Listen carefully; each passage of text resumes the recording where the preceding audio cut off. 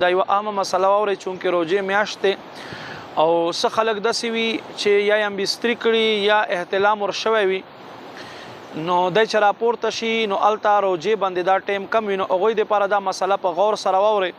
هغه دې داسې کوي چونکې غسلو کې 3 فرض دي: خوله کنګالول او پوزه پرې مینځل او په ټول بدن باندې اوبه اچول. نو چونکې ټایم کمی نو دی له جهته د خوله کنګالوي غرغره دې هم کوي سنت دی او بیا ورسره پوزه دې هم پرې مینځي او دس ته کوي ښه طریقه دا دی او بیا د ډوډۍ ته کینی روژه دې بندوي او بیا هغې نه بعد دې چې روژه بند کی بیا د غسل په آرام سره کوي. دا یو مسله. یو بله مسله، یو سړی راپورته شو روژه و احتلام ورته شوی دی نو هغه دپاره طریقه کار دا دی چې خوله دې هم ومینځي او پوزه دې هم پرې ومینځي خو دومره اوبه به نه اوچتوي چې بره ترې لاړې شي او بیا به غسل وکړي. غرغره چې پاته شو غرغره سنت دی، که ماښام کې وریاده شي نو ښه خبر دی غرغره دې وکړي او که وریاده نه شي نو چونکې غسل شوي دي د دې ضرورت نشته دی. ویډیو در سره شیر کړئ چې نورو مسلمانو ته دا اهمه مسله ورسیږي. یو مسلمان له غسلو نه پاک شي ته او ما ته به ثواب میلاویږي. وما علینا الا البلاغ.